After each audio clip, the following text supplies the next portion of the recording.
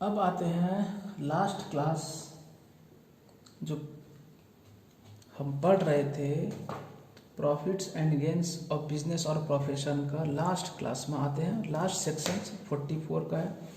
अब आते हैं कहाँ हम 44AA में आते हैं हम लोग, ठीक है। हाँ सर, तो अब पढ़ते हैं का क्या 44AA, ठीक है। अभी क्या बोलते हैं, देखो हमने तो पढ़ लिया। अब ये रिकॉर्ड्स कैसे मेंटेन करेंगे भाई, आपका सेल कितना हुआ है कैसे पता चलेगा, बुक्स ऑफ अकाउंट्स मेंटेन कैसे, कब कौन करेगा, किसके लिए कंपलसरी है बुक्स ऑफ अकाउंट्स मेंटेन करना, फिर आप सही बुक्स ऑफ अकाउंट्स मेंटेन किए हो और सही प्रॉफिट सब कैलकुलेट किए हो, ये कैसे पता चलेगा। तो इसके लिए ऑडिट करवाना पड़ता है चार्टर्ड अकाउंटेंट से। फिर उसके बाद अगर कोई लोग चाहते हैं, कुछ लोग चाहते हैं हम ऑडिट नहीं करवाएंगे, बट हम ज़्यादा प्रॉफिट दिखाकर, ज़्यादा टैक्स देकर हम क्या करेंगे, गवर्नमेंट को समझा देंगे, तो उसके लिए प्रिजम्पटिव बेसिस होता है। ये सारा चीज़ पढ़ेंगे, ठीक है ना। हम लोग पढ़ेंगे 44AA पढ़ेंगे, 44AB पढ़ेंगे, फिर 44AD पढ़ेंगे, फिर 44ADA पढ़ेंगे, फिर 44AE पढ़ेंगे, ठीक है। इस तरीके से सेक्शन देखेंगे अपन लोग। चलो अब आता है कंपलसरी मेंटेनेंस ऑफ अकाउंट्स, ठीक है। अकाउंट्स मतलब बुक्स ऑफ अकाउंट्स, ठीक है। अकाउंट्स मतलब बुक्स ऑफ अकाउंट्स। तो किन लोगों के लिए कंपलसरी है, देखो, maintain the books of accounts and other documents by notified professions. अब देखो कौन सा नोटिफाइड प्रोफेशन है, section provides that every person carrying on legal, medical, engineering, architectural profession, accountancy, technical consultancy, interior decorator और any other profession as has been notified by the CBDT, notified by the CBDT in the official gazette, ठीक है, must statutorily maintain such books of accounts and other documents as may be enable the assessing officer to compute his total income। उसका total income compute करने के लिए उसे मतलब किसे, जो यहाँ पर प्रोफेशनल पर्सन्स हैं, तो उन लोगों को क्या करना है, मेंटेन करना है बुक्स ऑफ अकाउंट्स और कंपलसरी मेंटेन करना है। फिर यहाँ पर बोला था, ये सबका तो नाम बोला, फिर और बोला CBDT जिनको नोटिफाई किया होगा। और कौन है यहाँ पे नोटिफाइड प्रोफेशन, कौन है, वो है ये सब यहाँ पर जो फिल्म आर्टिस्ट हैं, एक्टर, ठीक है, cameraman, director, music director, art director, editor, singer, ये सब दिया हुआ है।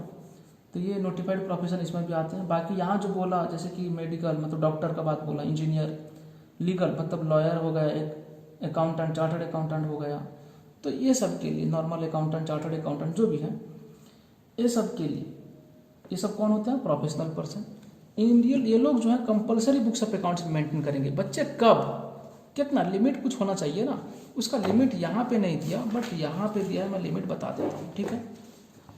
तो उनका लिमिट वो लोग कब मेंटेन करेंगे कंपलसरी, कब बच्चे, अगर यहाँ दिया प्रिस्क्राइब क्लास ऑफ पर्सन, वो वही बोलेगा, वही बात, medical engineer, legal person, medical, engineering, architectural, ऐसा सारे यहाँ पे वहाँ जो बोला था, उन्हीं लोगों के लिए बुक्स ऑफ अकाउंट्स मेंटेन करना कंपलसरी है। बट कब, if his gross receipts exceeds, gross receipts बोला, gross receipts exceeds rupees 1,50,000 in all, ये इंपॉर्टेंट है बच्चे, all in 3 years immediately preceding the previous year, immediately preceding the previous year। Sir ये समझ में नहीं आया हमको, देखिए मैंने बोला बच्चे, ये होता है प्रीवियस ईयर, ये होता है असेसमेंट ईयर। अब यहाँ पर जो ये सारा है, ये सब जो हो गया, 1 2, यहाँ साथ 1 2 3 4, ठीक है। इधर से आते हैं, तो इन लोगों के लिए, एक मिनट रुको, हाँ आ जाओ। तो ये रहा असेसमेंट ईयर, ये हुआ प्रीवियस ईयर, ये जो 1 2 3 4 है, ये हो गया 4 प्रीसीडिंग प्रीवियस ईयर्स, ये हो गया प्रीसीडिंग प्रीवियस ईयर, ये हो गया 2 प्रीसीडिंग प्रीवियस ईयर, ये हो गया 3 प्रीसीडिंग प्रीवियस ईयर। इस तरह से यहाँ तक होगा 3 प्रीसीडिंग प्रीवियस ईयर। वो बोलता है ये जो प्रीसीडिंग प्रीवियस ईयर का, उसका पिछला साल कितना, ये 3 preceding previous year, 1 2 3 previous year से पीछे का जो 1 2 3, ये तीनों साल में हर साल यहाँ पर भी उसका ग्रॉस रिसिप्ट 1,50,000, यहाँ पर भी 1,50,000 और यहाँ पर भी 1,50,000 अगर हुआ होगा तो उन लोगों को यहाँ पर इस प्रीवियस ईयर में क्या करना है, compulsory books of accounts maintain करना है। समझ में आई बात? हाँ सर, अगर यहाँ पे 1,50,000 से ज़्यादा और यहाँ पर मान लो 1,20,000 हुआ है और यहाँ पर 1,50,000 से ज़्यादा हुआ है तो मेंटेन नहीं करेंगे। इसलिए क्या लिखा है यहाँ पे, all the 3 years immediately preceding the previous year. तो अगर ग्रॉस रिसीट जो है एक्सीड करता है 1,50,000 और 1,50,000 हुआ तो सर क्या होगा, ये 1,50,000 से एक्सीड करना चाहिए। अगर 1,50,000 हुआ तो भी नहीं चलेगा, 1,51,000 यहाँ मैं बोल दिया, यहाँ पर 1,55,000, यहाँ 1,60,000 तो चलेगा। मतलब 1,50,000 से ज़्यादा होना चाहिए क्या, ग्रॉस रिसीट्स, तब जाकर उन्हें यहाँ पर मेंटेन करना है। सर 1,50,000 हो तो क्या नहीं करना है, मेंटेन नहीं करना है यहाँ पे, समझ में, उनको कंपलसरी मेंटेन नहीं करना है। तो यहाँ पर बोला एक्सीड्स ₹1,50,000, ठीक है। उसके बाद नेक्स्ट फिर क्या बोलता है, देखो नेक्स्ट बात, अगर कोई नया बिजनेस किया है, कोई नया प्रोफेशनल पर्सन है, कोई नया प्रोफेशनल पर्सन, आप जानते हो कौन प्रोफेशनल पर्सन, हम पढ़े, अगर वो नए पर्सन है, प्रीवियस ईयर ही वो स्टार्ट किए हैं तो उनके लिए उसी साल का देखा जाएगा। If where the profession has been newly set up in the previous year, his gross receipts are likely to exceed ₹1,50,000 in that year। अगर उसी जो प्रीवियस ईयर में अगर 1,50,000 से ज़्यादा होने का चांस है, ग्रॉस रिसिप्ट आर लाइकली, यहाँ पर क्या लिखा है, लाइकली, ठीक है, अगर होता है या होने का चांस है तो आप क्या करोगे, उस प्रीवियस ईयर के लिए भी क्या करना है, बुक्स ऑफ अकाउंट जो है मेंटेन करना है, ठीक है। ये था बात किसके लिए, सेक्शन 44AA जो सब सेक्शन 1 के लिए था। अब फिर उसके बाद सवाल ये रहा कि बुक्स ऑफ अकाउंट्स फिर किसे बोला जाएगा, बुक्स ऑफ अकाउंट्स को किसे बोला जाएगा। फिर रूल में बोला, रूल 6F में बोला बुक्स ऑफ अकाउंट्स किसको बोला जाएगा, यहाँ पे लिखा है cash book, journal, if accounts are maintain on mercantile basis, mercantile basis में हुआ तो journal, ledger, carbon copies of bills and receipt, अगर 25 रुपये से ज़्यादा का है तो ये सब जो है बुक्स ऑफ अकाउंट्स है।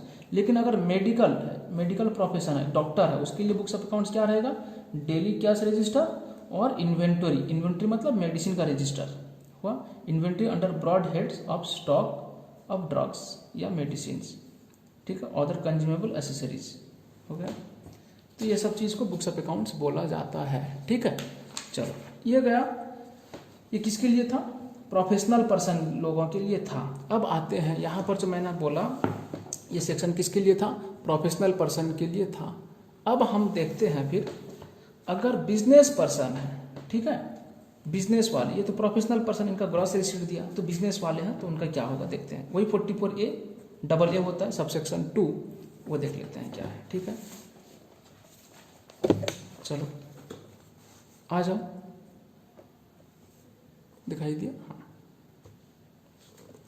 बोलता है maintain the books of accounts and other documents if income और टर्नओवर या सेल्स या gross receipts exceeds the prescribed limit. अब बोलता है फिर इनका, ये कौन लोग हैं, बिजनेस पर्सन है, वो था किसका, प्रोफेशनल पर्सन, ठीक है। कौन सा प्रोफेशनल, फिर यहाँ जितना का बात बोला, कौन सा प्रोफेशनल पर्सन, यहाँ जितना का बात बोला गया, समझ में आई, profession has been notified by the CPDT, और यहाँ पर जो बोला legal, medical, engineer, architectural profession और अकाउंटेंसी या टेक्निकल कंसल्टेंसी या इंटीरियर डेकोरेटर का बात बोला, यहाँ पर जितना बोला उतना ही आपको मानना होगा। फिर उसके बाद यहाँ पर आते हैं, यहाँ किसका बात बोलता है, देखो यहाँ सबसे पहले 2 चीज़ का बात बोलता है, in case of individual HUF 7 person होते हैं बच्चे, उसमें से इंडिविजुअल HUF को अलग कैटेगरी में रखा और person other than individual HUF को अलग कैटेगरी में रखा, ठीक है। अब चलो, हाँ सर ठीक है, वो देख लेते हैं।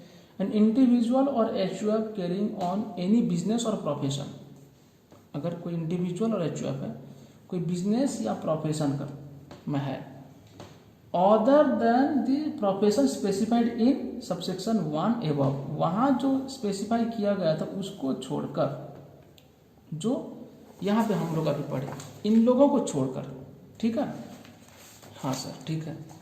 तो बाकी लोगों का बात किया, चाहे वो इंडिविजुअल रहे HUF रहे, ठीक है। वो लोग अपना बुक्स ऑफ अकाउंट्स मेंटेन करेंगे। कब?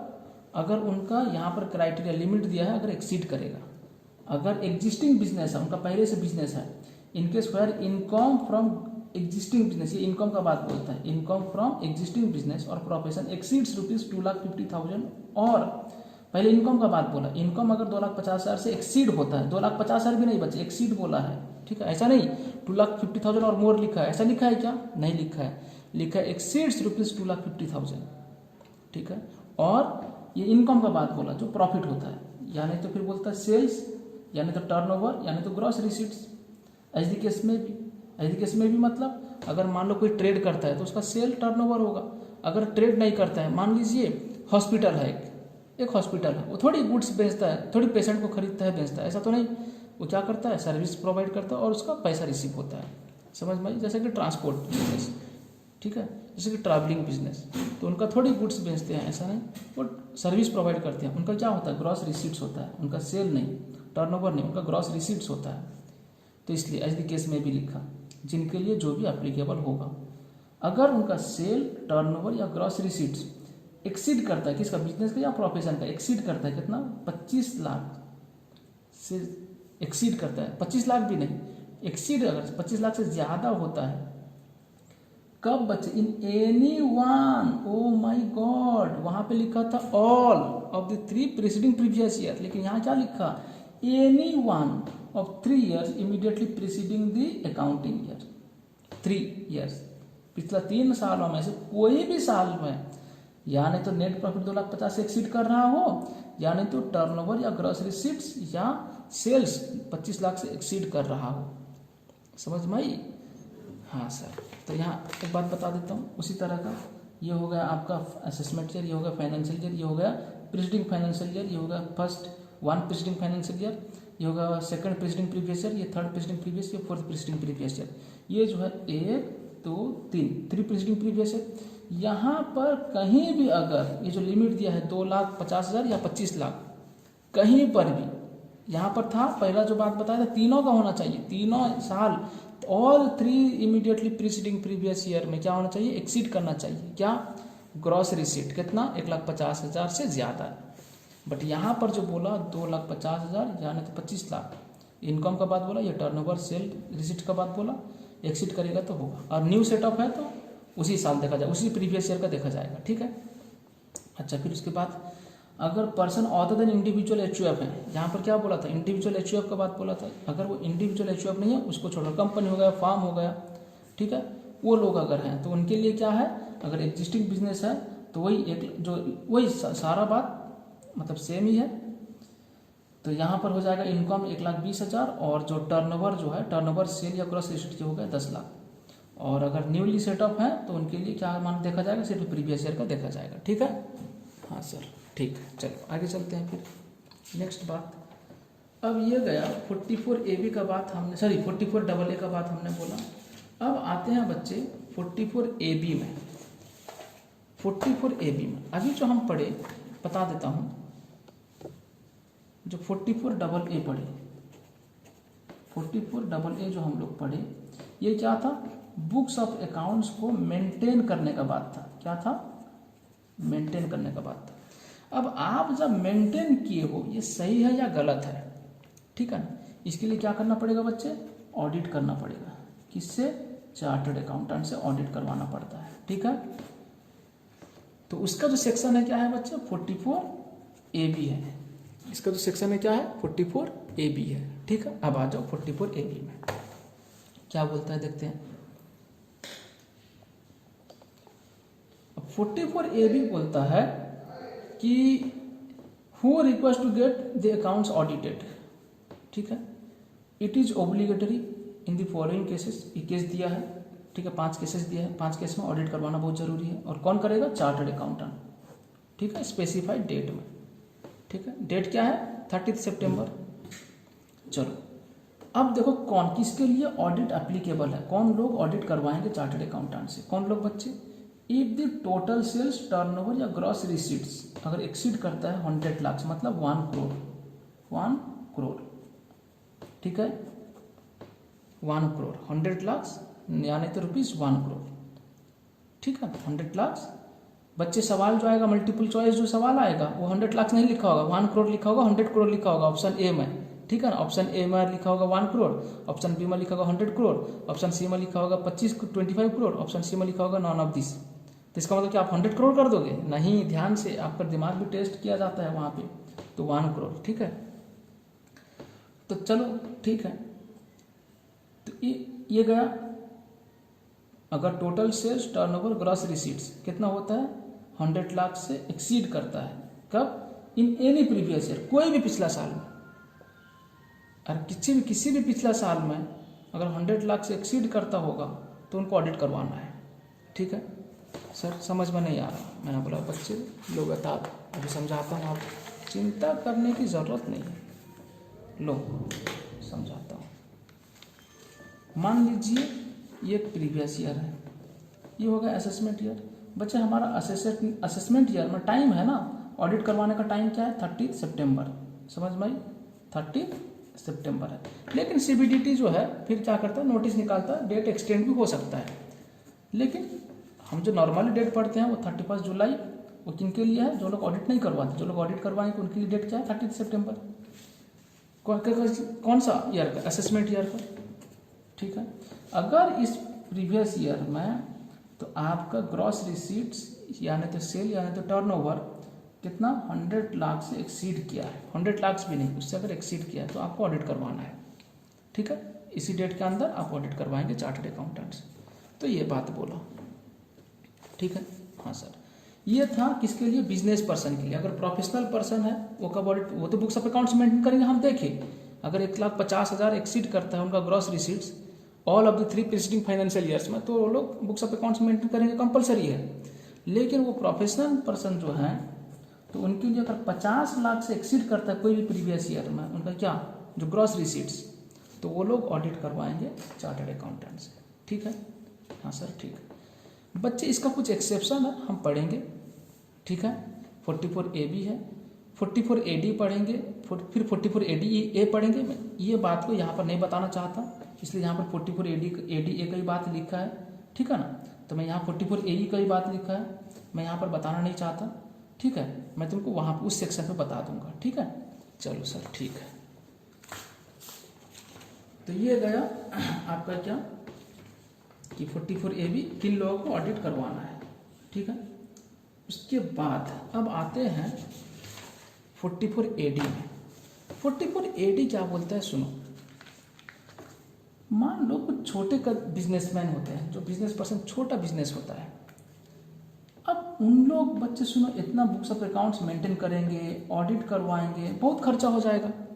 मान लो अगर एक बीकॉम ग्रेजुएट किया हुआ अकाउंटेंट को रखेंगे, कम से कम उसको तो महीने का 15-20 हज़ार रुपया देना पड़ेगा, ठीक है। फिर ऑडिट करवाएंगे, जो चार्टर्ड अकाउंटेंट को कहीं ना कहीं फिर 20-25 हज़ार रुपया देना पड़ेगा।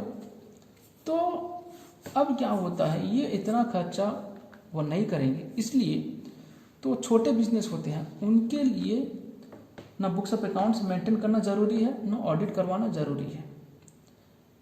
तो उनके लिए एक सेक्शन आया 44AD आया, ठीक है। 44AD आया, 44AD भी है, 44ADA भी है, 44AE भी है, ठीक है। ये सारा सेक्शन अब हम देखेंगे डिफरेंट सेक्शन क्या क्या बात बोलते हैं। चलो उनका क्राइटेरिया, किसको छोटा किसको मतलब जो बोलते हैं जो स्मॉल बिजनेस पर्सन किसे बोलेंगे, और उन्हें टैक्स कैसे भर्ती करना है, ठीक है। इनकम टैक्स कैसे देना है, और उन लोगों को इनकम कैसे, वो तो और वो लोग तो फिर ट्रेडिंग अकाउंट, फिर PL अकाउंट, ये सब तो नहीं बनाएंगे। तो फिर उनका इनकम जो है कैसे कैलकुलेट होगा, उनका जो इनकम है वो कैसे कैलकुलेट होगा, ये अब देखा जाएगा इसी सेक्शन में 44AD में, ठीक है। तो अब रहा क्या, special provisions for computing profit and gains of business on presumptive basis. तो जो प्रिजम्पटिव बेसिस क्या होता है, 44AD में जो लिखा है बात, उसको बोलते हैं प्रिजम्पटिव बेसिस। अब आ जाओ किसे बोलेंगे, एलिजिबल बिजनेस कौन है वो, all small business with total turnover या ग्रॉस रिसीट्स, टोटल टर्नओवर या gross receipts up to ₹200 lakh, जिनका 200 लाख, ये 2 करोड़ होता है, मैं लिख देता हूँ ₹2 करोड़ भी हो दिया है एग्जाम में, ठीक है। तो जो लोग क्या करते हैं 200 लाख से एक्सीड नहीं करते, क्या बच्चे, टर्नओवर, ग्रॉस रिसीट्स, समझ में आई बात।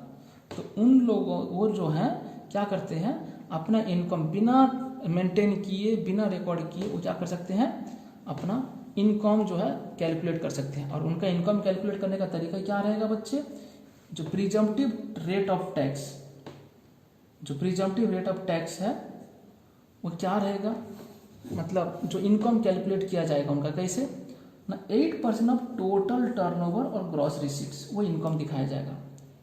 प्रीजम्पटिव जो रेट है, रेट ऑफ, ये टैक्स नहीं, ये बच्चे यहाँ टैक्स लिखा है, ये टैक्स नहीं, प्रीजम्पटिव रेट ऑफ टैक्स नहीं, प्रीजम्पटिव रेट ऑफ ये इनकम होता है, ये होता है क्या, इनकम होता है, ठीक है।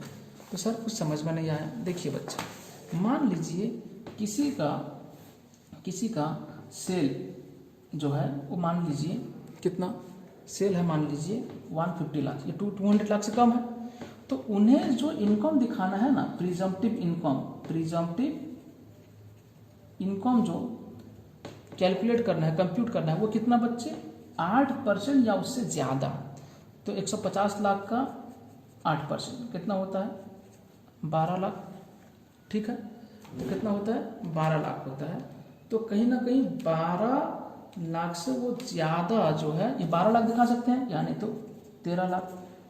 ऐसा नहीं कि 12 लाख, ओनली 8% और मोर, नॉट ओनली 8%, ठीक है ना, ऐसा नहीं, 8% कम से कम दिखाना है, 8% से ज़्यादा भी होगा तो ठीक है। सर मैंने बोला जी सर, अगर मान लीजिए 150 लाख नहीं होगा, ये 210 लाख हुआ तो उनको ऑडिट करवाना है, और ये ऐसा इनकम नहीं दिखा सकते, उनको ऑडिट करवाना है, मतलब तो उनको फिर ट्रेडिंग बनाना है, पीएल बनाना है, फिर क्या करना है ऑडिट भी करवाना है, बुक्स ऑफ अकाउंट्स भी मेंटेन करना है।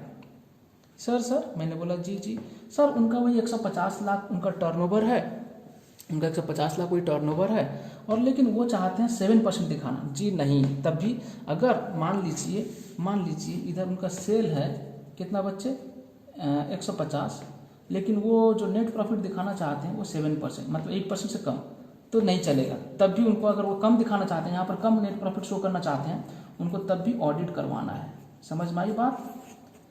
तो आपका दो कंडीशन फुलफिल करना चाहिए। दो कंडीशन क्या, आपका यहाँ पर 200 से कम होना चाहिए, 200 या उससे कम, नॉट एक्सीडिंग 200 लिखा है ना, 200 से ज़्यादा नहीं होना चाहिए, 200 या उससे कम हो चलेगा। और जो यहाँ प्रॉफिट जो दिखाना है उसको बोलते हैं प्रीजम्पटिव इनकम बोलते हैं। क्या बोलते हैं, प्रीजम्पटिव इनकम। तो प्रीजम्पटिव इनकम आपको कितना दिखाना है 8% या उससे ज़्यादा दिखाना है, 8% और मोर, ये दिखाना है। समझ में आई बात, ये इनकम दिखाना है। फिर जितना आएगा इनकम, जितना भी आएगा, जैसे कि 150 का मान लो कोई 9% दिखाया, ठीक है, 9% दिखाया, 13.5 होगा, 150 का 9% कितना होगा 13.5। ये 13.5 लाख जो है ये बच्चे इनकम है। फिर इसके ऊपर टैक्स कैलकुलेट किया जाएगा, जो स्लैब रेट में आप जानते हो, वो कोई भी स्लैब रेट हो, फ्लैट रेट हो, क्या है क्या नहीं, वो अलग बात है। इनकम तो इतना आएगा 13.5। अगर इंडिविजुअल है उसका स्लैब रेट देखा जाएगा, अगर अलग कोई है तो फिर अलग बात है। तो जान लेते, समझ में आई बात, ये सिस्टम है। तो यही बात बोला, लेकिन इसका और एक कहानी है, क्या 6% है, यहाँ पे 8% और मोर बोला ना आपको, क्या बोला मैंने 8% और मोर बोला, और कभी कभी 6% और मोर भी हो सकता है, 8% और मोर, कभी कभी 6% और मोर भी हो सकता है। बच्चे 6% और मोर कब, अगर आपने जितना बिजनेस का सेल किया उसका रिसीव जो होगा, पैसा जो रिसीव कर रहे हो आपका बैंक अकाउंट में रिसीव हो रहा है पैसा। कहाँ पे रिसीव हो रहा है बच्चे, बैंक अकाउंट, सारा का सारा पैसा अगर बैंक अकाउंट से रिसीव होता है तो उसके ऊपर 6%। अगर बैंक अकाउंट से रिसीव नहीं होता, अगर आप कैश में रिसीव करते हो तो उसके ऊपर 8%। सर मैंने बोला अगर सिर्फ ओनली कोई बैंक से ट्रांसफर करता है, बैंक ट्रांसफर करता है, बैंक में पैसा रिसीव करता है, जितना भी सेल करता है, तो उसके ऊपर 6% और मोर। मैंने बोला हाँ। जो बिल्कुल बैंक में नहीं लेता है पैसा, वो सारा का सारा कैश में लेता है, उसके लिए 8% और मोर। मैंने बोला हाँ। सर अगर दोनों मिक्सर है, कुछ पैसा बैंक को आया, कुछ पैसा जो है कैश में आया, तो उसका हिसाब रखना होगा, कितना पैसा कैश में आया और कितना पैसा बैंक में आया। समझ में आई। तो बैंक में जो आया वो पता चल जाएगा आपका पासबुक से, तो उसके ऊपर 6%, और जितना पैसा कैश में आया बाकी जो रिमेनिंग उसके ऊपर 8% आपको दिखाना होगा, क्या इनकम। समझ में आई। वो यहाँ पे वही बात बोला, 8% of total turnover gross receipt. However, presumptive rate 6% of total turnover gross receipt will be applicable in respect of amount which is received by an account paid check. 6% apply हो जाएगा अकाउंट पेड चेक अगर receive हुआ है, bank draft या any other electronic clearing system या any other electronic transfer हुआ है तो उसके लिए। समझ में आ गई बात। और हाँ, एक बात सुन लीजिए, अगर जो लोग इस तरह का प्रिजम्पटिव बेसिस में इनकम कैलकुलेट करना चाहेंगे, उन लोगों को किसी भी तरह का डिडक्शन, जो बिजनेस का डिडक्शन वो नहीं मिलेगा। जो प्रिजम्पटिव इनकम कैलकुलेट करना चाहेंगे वो 8% हो या 6% हो, जो बिजनेस का डिडक्शन है जैसे कि रेंट, डेप्रीसिएशन, रेट्स, इंश्योरेंस, ये सारा का डिडक्शन जो है नहीं मिलेगा। कहाँ से लेकर कहाँ तक का? हम जो बड़े profit and gains of business और प्रोफेशन में सेक्शन 30 से लेकर 38 का जो डिडक्शन है वो बिल्कुल नहीं मिलेगा। ठीक है, हाँ सर ठीक है। चलो अब नेक्स्ट चलते हैं। फिर उसके बाद अब आते हैं कहाँ बच्चे, 44AD गया, अब आते हैं 44ADA में। ये 44ADA किसके लिए है? प्रोफेशनल पर्सन के लिए है, वो था बिजनेस के लिए। Presumptive taxation scheme for the assessee engaged in eligible profession. ठीक है, उनके लिए क्या है? 44ADA है। तो जो प्रोफेशनल पर्सन है वो भी चाहेंगे तो ऑडिट नहीं, बुक्स ऑफ अकाउंट्स मेंटेन नहीं करेंगे, ऑडिट नहीं करवाएंगे, और वो लोग चाहेंगे तो वैसा डायरेक्ट कितना इनकम कैलकुलेट कर सकते हैं। तो उनके लिए क्या कंडीशन है बच्चे? उनका बात ये है, तो जो नोटिफाइड पर्सन जो हम देखें, जो लीगल, मेडिकल, इंजीनियरिंग, आर्किटेक्चरल जो देखे हम लोग पढ़े, नोटिफाइड प्रोफेशनल पर्सन जो है उनके लिए बच्चे, वो लोग प्रिजम्पटिव टैक्सेशन में कब आ सकते हैं? अगर उनका टोटल जो ग्रॉस रिसीट्स है, total gross receipt does not exceed ₹50 lakh. कितना? 50 लाख रुपीज़ एक्सीड नहीं करता है। मान लो उनका जो ग्रॉस रिसीट होता है, ये 50 लाख से एक्सीड नहीं करता होगा, लेकिन बिजनेस वाले के लिए 200 है, लेकिन ये प्रोफेशनल पर्सन के लिए उनका 50 लाख से 50 लाख से एक्सीड नहीं करता होगा।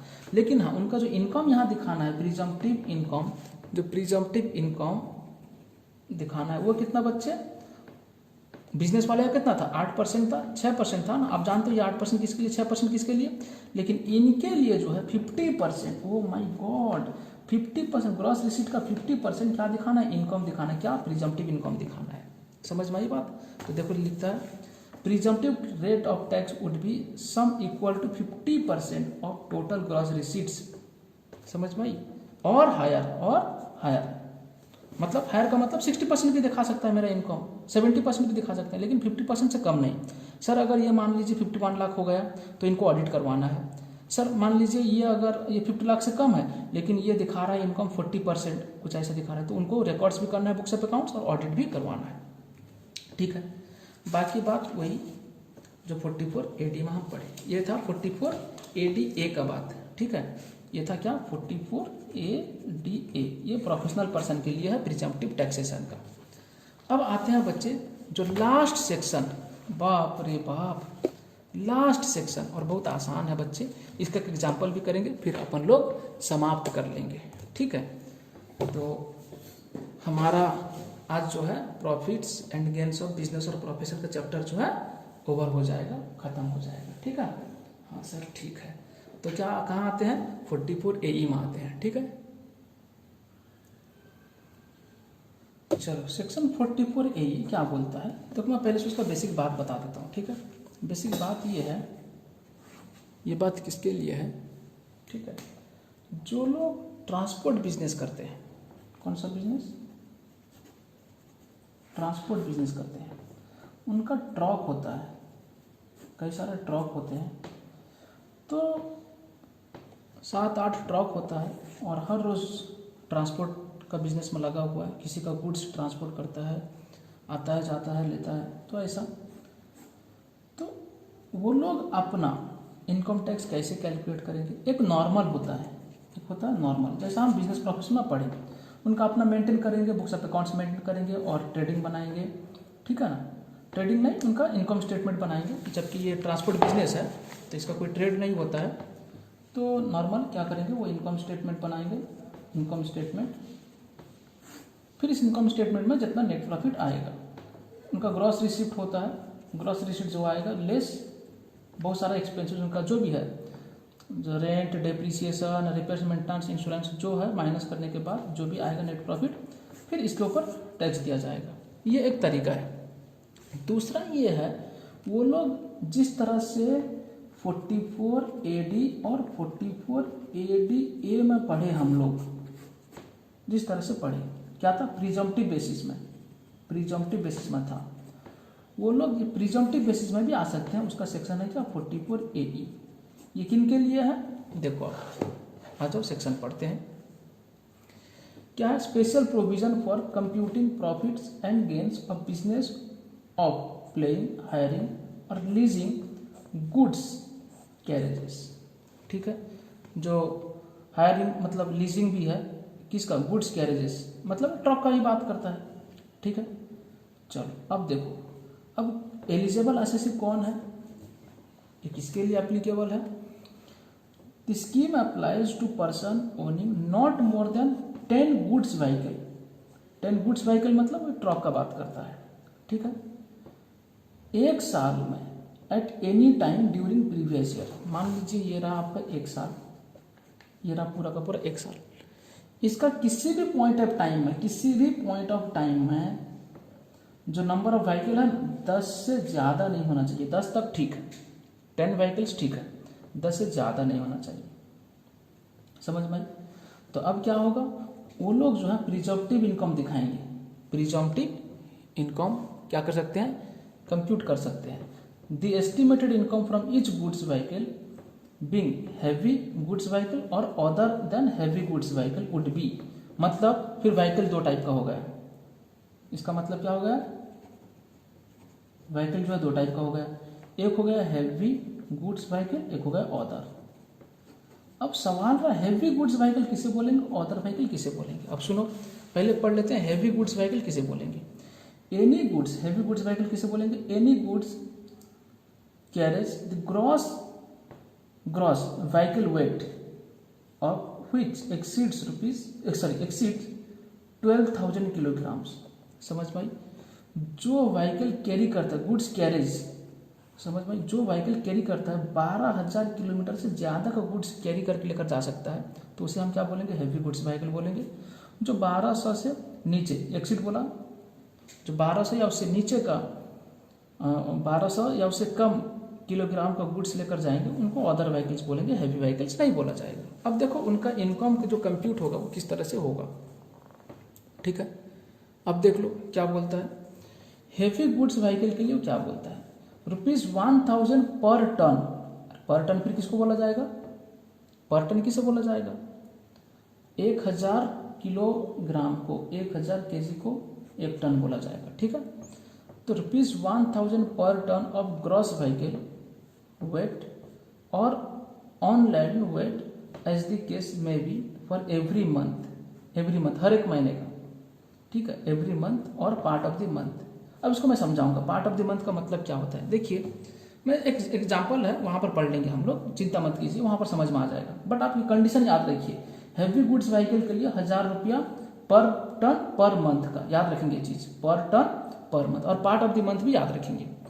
अदर देन हैवी गुड्स हो गया ₹7,500 फॉर एवरी मंथ। यहाँ पर कोई पर टन नहीं है, एवरी मंथ और पार्ट ऑफ द मंथ, ये माना जाएगा आपका क्या, प्रिजम्पटिव इनकम। अब आ जाइए एक सवाल देखते हैं, ये रहा सवाल आपके सामने। ठीक है, mister X commence the business of operating goods vehicle on 1 April 2019. He purchased the following vehicles during previous year 1920. Compute his income under section 44 AE. ठीक है, 44 AE के तहत इनकम कितना होगा कैलकुलेट कंप्यूट करने के लिए बोला। चलो ठीक है, अब आ जाओ, देखो यहाँ पर पहला व्हीकल ग्रॉस व्हीकल वेट जो किलोग्राम है 7000 है बच्चे, ये अदर देन हैवी व्हीकल आता है, तो 6500, 10,000, 11,000, ये 15, ये हो गया हैवी व्हीकल, ये भी हो गया हैवी व्हीकल गुड्स। ठीक है, ये दोनों हो गए हैवी व्हीकल गुड्स। अच्छा, कितना था नंबर्स, कितना नंबर था, 7,000 वाला किलोग्राम जो लेकर जा सकता है वेट, 2 था, 7, ये 1 था, ये 3 था, ये 1 था, ये 2 था, 1 था, तो टोटल कितना हो गया देखो, ये एक साल में क्या एक्सीड किया 10 से ज़्यादा, 2, 1, 3, 3, 6, 7, 9, 10 नहीं एक्सीड नहीं किया, 10 है। ओ माय गॉड, बच गए। चलो ठीक है। डेट ऑफ परचेज, कब का परचेज हुआ है देख लो, 10 अप्रैल 2019, ठीक है। 7,500 पर मंथ का, ठीक है ना। तो 2 व्हीकल है। तो अब देख लो, अब इसका इनकम कैसे कैलकुलेट होता है देख लेते हैं। यहाँ पर आंसर में आ जाओ डायरेक्ट। हम पहले क्या करेंगे, हैवी व्हीकल्स का कैलकुलेट कर लेते हैं। हैवी व्हीकल्स का क्या है, हैवी व्हीकल कितना टू था, 2 था। हम देखे थे अभी कितना था, 2 ही हैवी व्हीकल्स था ना, ठीक है। मतलब हैवी व्हीकल्स 15,000 वाला और 15,000 वाला, लेकिन ये 15,000 वाला जो है 2 है और एक 15,000 वाला 1 है। दो खरीदा गया था इस डेट पे और एक व्हीकल खरीदा गया था इस डेट पे, समझ में आई। ये नंबर्स है। 2 ट्रक जो हैवी व्हीकल गुड्स है वो व्हीकल खरीदा गया था कब, इस डेट पे 29/8 मतलब 29 अगस्त 2019 पे, और एक खरीदा गया 23 फरवरी 2020 पे, ठीक है। अब देखो यहाँ पर आ गए हम लोग, 2 नंबर ऑफ व्हीकल कितना है बच्चे, 2 ठो। डेट ऑफ परचेज क्या है, 29/8/2019। तो अब देखो इसका 1 मिनट,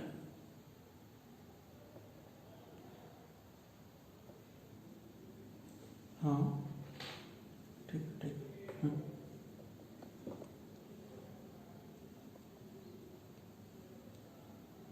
चलो देखो क्या था, नंबर ऑफ व्हीकल्स यहाँ पे कितना था, 2 है, और डेट ऑफ परचेज कितना है, 29/8/2019। अब देखो हमको समझना है, अब ये 29/8 क्योंकि फाइनेंशियल ईयर कौन सा है बच्चे, 19-20 है।